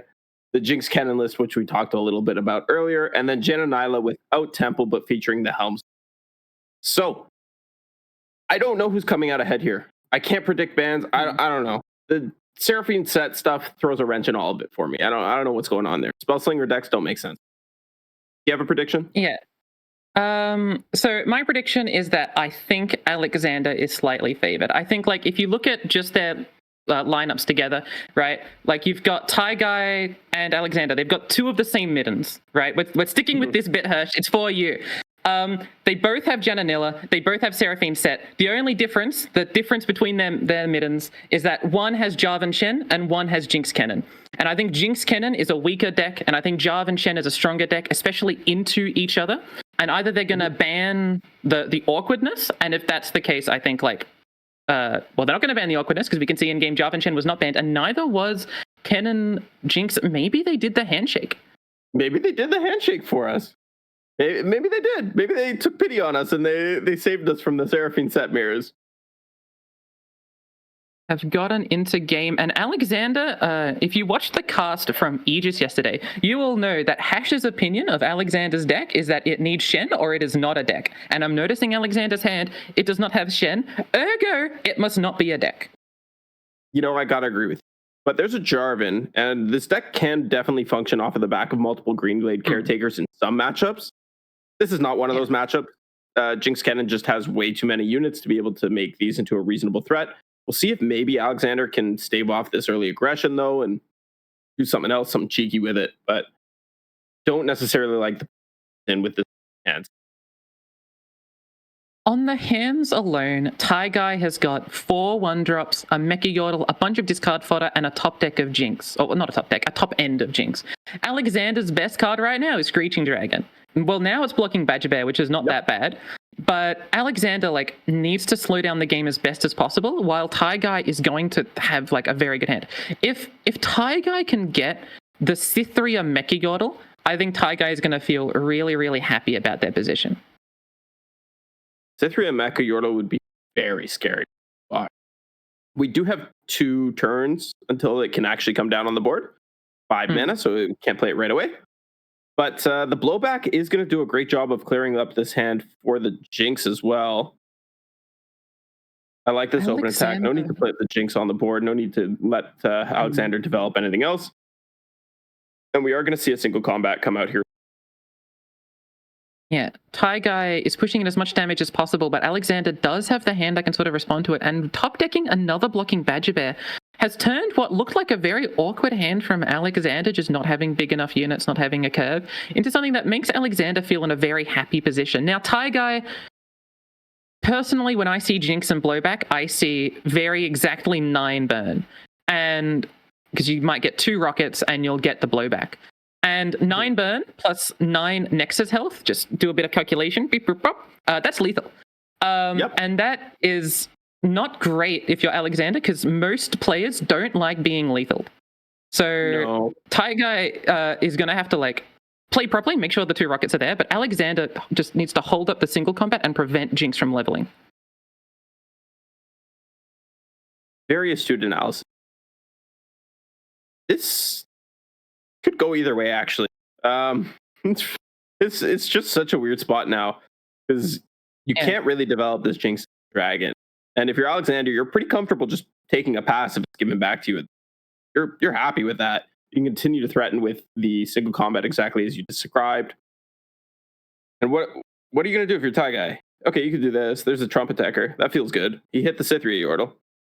Chose not to take it. Instead goes for this Mariam. And I imagine we're going to updraft the Blowback, maybe, question mark. So I think Taigai has to figure out how I'm trying to win the game. Taigai is either trying to win the game by going wide, which is possible, and then with Burn and then with Jinx. I actually, and this might be a little bit of a weird take, I kind of like Little Dipper in this position. Because either it pushes damage and responds with the Jinx, and that timing, I think, worked out really, really favorably. Or you get to just stall out the game constantly because they can't justify killing Little Dipper until they can put a bunch of resources in it. Now, maybe I'm seeing a cute card and thinking, man, I want the cute card to be played because it's cute. But I saw Little Dipper, and I don't think it was an immediate deny of Little Dipper. Maybe I'm wrong. Little Dipper is a card that gets overlooked very, very often. I think it is actually one of the stronger Mecha Yordles for getting your Jinx down safely, and it's not a line that I see a lot of people taking. But I like the idea that you have there, trying to go for it. Now, we did get 1 rocket off and the full 3 damage blowback, so 3 HP, very, very sketchy for Alexander, but no cards in hand means that it's going to be a little tough for Alexander, for Taigai to get there. Now, with this impact damage, we're going to 2. Suddenly, a lot more cards become lethal. We have Mystic Shots. We have the Electro Harpoon. There's some options. Jinx off the top could do it as well. Boom Baboon is not going to. There is a lot going on. If you look at the deck list, Alexander has quite a few cards that can save a lethal scenario. Primarily, these involve 3 Spirits Refuge and then strike spells to be combined with these Spirits Refuge. Taigai has about, let's go with 12 immediate outs, right? Pie Toss, second Jinx, Blowback, Electro Harpoon, Mystic Shot, and in theory, the double impact Mecha Yordle. So Taigai will probably have a better chance of finding top decks, but Spirit's Refuge changes this ginormously. Found it just in time. We're going to see probably Furion Crasher? But yeah, maybe it doesn't matter. Maybe Geode Mecha Forcer? I guess Furion Crasher does the most damage. I was thinking Geode, but you can't actually kill the 4/3 Badger Bear with the thing, so you probably just take the Fury Horn. We do see Geodude Mecha Forcer. I guess you can buff Arena Promoter and get damage in. But that is true. That's not going to deal with the Spirit's Refuge. Taigai has to assume they don't have Spirit's Refuge, so we're going to see Taigai attack. Ooh. Interesting. This gives more outs. This has delayed the game. Very, very interesting. I think the attack is correct only for like a Pie Toss top deck, so you can do Pie Toss into Perilous Pastry. I don't hate that, and I don't think unless you're dying from the clapback. If dying from the clapback, then I do not recommend this. I think you are dying from the clapback. Right. Squeaker, though, not going to be it. Not what you want to see. It looks like Alexander has been able to lock this game out. Yeah. It was a very interesting decision to play Jarvan. I get why, because there are certain, I guess if the pull is done properly, right, and because both of the first 2 units are dealing 2 damage, then Spirit's Refuge is not presenting like a preventative scenario. So you do have to play Jarvan. That was a forced play in order to not die. But it did give Taigai 1 extra turn to try and find those like 10 burn cards, just didn't end up happening. And I think Alexander and Taigai both looking at deck lists, just making sure that they're doing the correct proper plays. But we can see from the outside, Alexander will probably find the final scenario that allows Alexander to take this game. Yeah, and I think this does not bode well for Taigai. Because I'm almost certain that this Jinx deck was looking to bully this Jarvan Shen deck, and it just didn't end up that way. Not in this spot, so we're almost certainly going to see the healing come out now. Yeah, 6 HP back. That's a lot more for Taigai to have to go through. 9 is much greater than 2. And Jarvan flips with this as well, meaning that we're going to have infinite cataclysms, and Jinx is not going to be able to survive, even if she does get top deck next turn. So, this does not look good. This does unfortunately say near deterministic lethal. I think if this isn't deterministic lethal, it's via Squeaker into a massive Mecha Yordle, into killing Jarvan somehow, into Jinx, into getting a bunch of units. I still don't think that's even enough, even if you get everything you could possibly want. It just doesn't get you there. So the first game does go to Alexander. Yeah, this is a super quick game, but I guess that's to be expected when we see Jinx Kennen in the current metagame. Jarvan Shen usually likes to take things a little bit slower. We did kind of get to that end game. We got all the way up to turn 8 before we saw the end of the game, but still very, very fast. Well played by both players. I don't think there were any glaring misplays or anything like that I saw. But we'll see if Taigai can take it back in this game too. And it looks like they did not handshake ban the Seraphine deck. But maybe Taigai did. No, obviously Taigai didn't do me a solid by banning it, because we're seeing Alexander piloting it. Right? It seems the middens prevented the handshake. There was just too much distance between them with the fabric of the midden. This bit is never going to get old, and this is your fault, Sir Hirsch.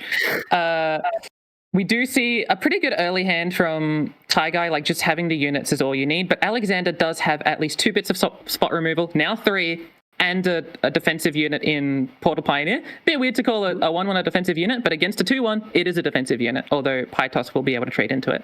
I do quite like the open here, though. I think it prevents a Portal Pioneer being played and having to waste a sort of couple of things. I'm not sure I agree with this Mystic Shot. I think there are better targets. While 2 HP is definitely relevant in this matchup, these Squeakers are going to end up being a lot more than 2 HP. I think I agree, but from Alexander's perspective, I also think there's reason to say that if Taigai had 2 1-drops, Taigai would play 2 1-drops. So Mystic Shot may not have as good as other targets. We can see the hand that there are equidistant Mystic Shot targets, maybe slightly better because like Trumpetecker changes math. But I don't think it's the worst Mystic Shot. We do see Portal Pioneer followed by a Pytos. Portal Pioneer just taking the healing card. There is a weapon in Taigai's deck, but it's not an important enough weapon compared to the preventing of burn. But Taigai is definitely going to be playing for a turn 5 Cythria Mecha Yordle Trumpetecker. Yes. And actually the Nopify going to come out. I like that. Really the only better target is like an Electro Harpoon maybe, or a Jinx Rocket itself, but Jinx is not coming for a little while. And being able to keep this unit on the board is going to save you a good bit of damage. But I like the attempt there. Forces the second Pytos out. Fortunately, there's no answer to that one, but still not the worst position in the world for Alexander here. This develop does try to push more damage, and like getting augment plus the shield is very nice. But we do see a 4-drop being top decked by Alexander, which is almost exactly like the perfect card to top deck, right? Just having the 4-drop into the 5-drop set will be able to challenge something, inarguably. And this is going to be a really tight and interesting game. They've sort of drawn like their top 80% of hands, right? Like both of them are rather happy with what they've got. So it's going to be a very interesting matchup to see how this ends up playing out. Taigai also getting Professor Von Mech is not bad for a matchup like this. Yeah, I was just about to comment on that as well, Spids. I really like the Professor Von Mech pickup here. It's going to let him go even wider, let him continue to threaten. It's going to grow both of these Squeakers. So I'm a big fan of it. I think it's a card that does a lot of good things, and I think it's a card that gets overlooked a lot, especially in these grindy matchups. Does Broadwing's existence... Okay, I was going to say, does Broadwing plus the Wandering Shepherd ever mean you're trying to go after set? It is less damage, it is less punishing, and we can always Mystic Shot Alexander's set to try and push things down. Obviously, we do see a heal as well as a Notify, so that wouldn't happen immensely. But it is the line that I presume Taiga is going to go for before the attack. But I was just very curious because Broadwing is definitely an interesting card in this position. We do see the Aftershock taking down a 6/3 2-drop. Yeah, I think if you delay your Trumpet Decker even further, you're just playing a little bit too slowly. So I do like that we opted to go for the Trumpet Decker on this turn in particular. It's going to leave us with the best position possible, I think. And Alexander just trying to decide what blocks he wants to take, if he wants to block damage, how relevant his current HP is. Can he afford to go to 5? He knows 2 of these cards from Taigai's hands are units that have been generated. And he obviously knows that they're a 2 and 3 cost unit because that's what Professor Von Meck reads. So trying to decide, is the value of the HP immediately more important than the potential value of a blocker on a few? And I think I like greeting the blocker a little. I would definitely have blocked Squeaker in this position. I feel like we've got 2 bits of spot removal. One of them, one's not spot removal, but one will recall next turn. And I don't know if I'm willing to try to pry into like 3 copies of Burn right now. I don't think it's an awful play, but it definitely concerns me. I will say Mr. Thrift, worst 1-drop I think was possible. Like I think even Wings in the Wave would have been slightly better. Just like the fact that it can't kill Set feels awful. Yeah, I gotta agree with you there. It definitely was not the one that you wanted to see in this position. Can't kill Set, doesn't really do anything for your board. There's no synergy because you're not playing any portals. It feels bad for sure. If Alexander does not pre-commit the heal, does Taigai have lethal? Yes. I think so. Okay. Yeah. Hot take. Taigai should go for lethal. Yeah. Thoughts? I agree. You've seen both Notifies come out. You've seen one healing card already, so if you give them a pass back, maybe there's an opportunity for another one. You know that they have an Explorer card in the hand. I think you go for it. And you should know that it's a heal one. You should, I don't think there's anything else you're going to ever take except maybe... No, even removing keywords is not good enough. You have other ways of answering Jinx, you have European Z-Deck. We don't see the lethal gone for, and Alexander is now able to greed back alley bar into the heal spell. I don't want to say that Taigai misplayed because there are cards to play around. I'm presuming Alexander's on Ionian Tellstones, which does prevent does give a heal at burst speed, but it is a missed window. And if Taigai loses this match, I think that's the position that Taigai is going to be thinking about.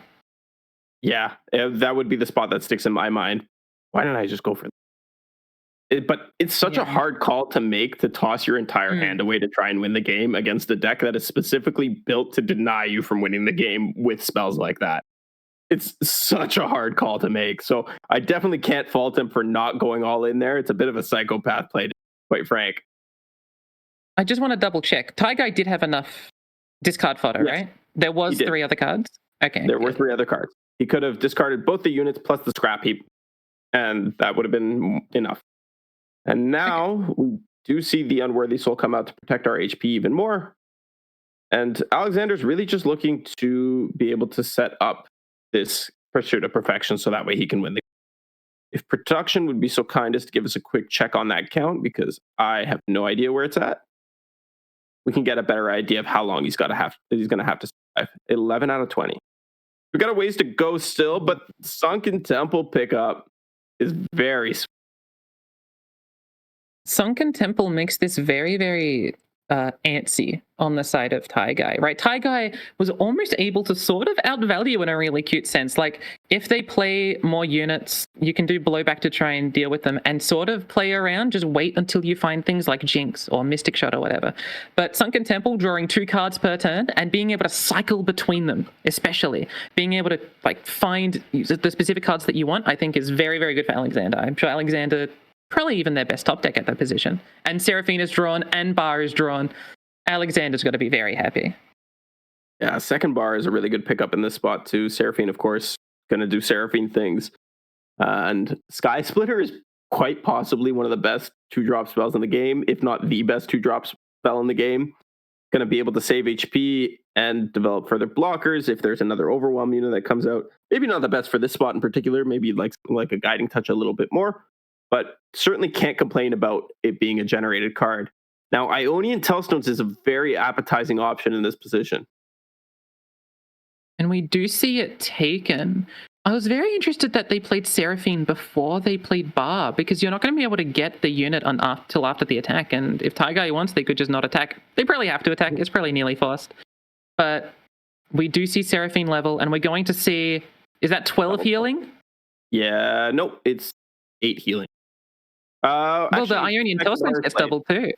Yeah, if it's second bar is going to come down, which will actually enable 12 healing. We pick up 2, and then we play the bar. Taigai. Oh, we don't have the mana for it if we play the bar, so it's just 8 healing. Yeah, but that's still fine. That's a lot of And Alexander knows that with this 8 healing, he's well outside of lethal range. Taigai's only got 2 cards in hand, and there's just not much he could be doing in this spot. Like, it would have to be a Jinx top deck into Jinx surviving, which is unlikely given the build of Alexander's deck. And then Jinx would have to survive another turn with another rocket, and then still we would need to pick up more burn on top of that. And now with the deny in hand as well, I just can't see it going wrong. Yeah, I think we could have held out for a little, like one more turn, see what happens, but now we can't. After seeing the draw of not a Jinx has jinxed this game, and Alexander has taken down Taigai in a very, very interesting set. Midden State Gang has dissolved, but in its wake, Alexander has gotten a nice, hefty $500, thanks to Kawako for sponsoring and just being an amazing person for all of this event. And if we can, and Monty, if you're up for it, we can try and do an interview. Yeah, I was just thinking the same thing. I'm very much up for that. Let's see if we can... Let's cut to a quick little break to see if we can get Alexander on here, and we'll be right back in a minute or two with an interview, hopefully. And if we can't find an interview, we'll be back to say goodbye.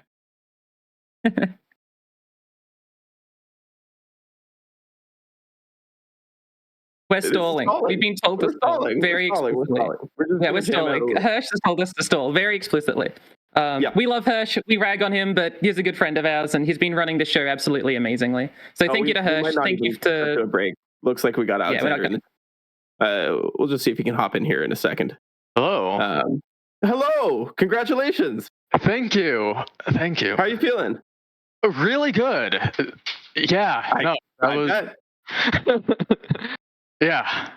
Yeah, feeling really great. This is a really great tournament. Well, how do you feel about your lineup? Like, obviously you won, so like there's some bit of you that's feeling great about it, but like, did you feel like you hit everything you wanted? Did you feel like everything clicked into place? Was there any questions about your lineup? How did you feel about it? I'm not a huge fan of Shen J4. I think it's a bad deck that I didn't low roll on it, which it does have a habit of, sometimes you just get unplayable hands and you lose. And I think I also got lucky where one or two of my opponents banned it when I think it's probably the weaker of my decks.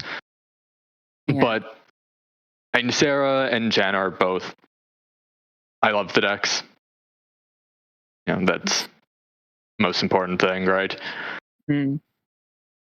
So I want to talk to you a little bit about the Janna Nyla deck. I see that you're on the Sunken Temple variant, 3 Wizened Hells, and have you, obviously, is there a reason why you've chosen the Sunken Temple version over the more traditional one that we saw closer to the start of the expansion? I think it's a lot more consistent, and there were the version we saw at the start had a couple of really unfair things where we saw, you play 3 or 4 units for 0 cost first few turns, and that could run over people. But this version, you have so much extra value that even a lot of the bad matchups, like Ornn, for example, you can just draw into enough stuff to deal with it, right? I haven't seen I haven't really seen a matchup where I'm saying, oh, I lose this off the bat. Whereas the older version, there were some bad matchups. Mm-hmm. Yeah, I was definitely on the receiving end of, oops, too many cards for me to deal with last night in Vegas. It's a very powerful deck, and you piloted it to great success. I like the addition of the Pilt Telstones as well, just to give you a little bit of extra power, and maybe that mirror, maybe some of those that Seraphine lists that we've seen popping up. That it's also one of the things that does kill you is Overwhelm and Ornn, and there's occasionally times where they just get this massive unit, right? They Wild Claw, or maybe they play Battle Fury on a Reptile, and being able to occasionally just transform it into a 3/1, it gives a couple percentage points in that matchup. I don't know how valuable it actually is. I just know it's come up, and having an actual answer to those is very nice. Sure, for sure. It's definitely a card that is a little bit sleeper, but can definitely have its moments like that. So good of you to identify that that's one of your lose conditions and find a way to be that with a deck that doesn't necessarily have a lot of options.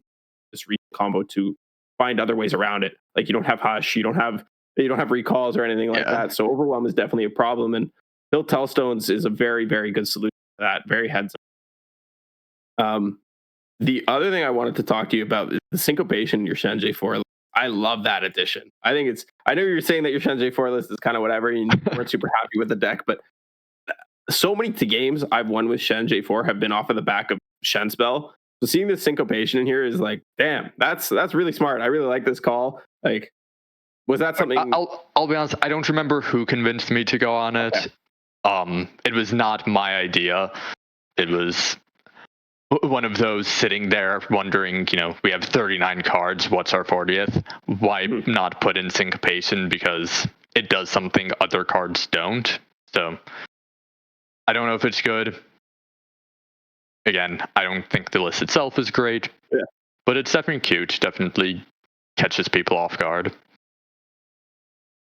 And in an open deckless format, your opponent always has to be thinking. Yeah.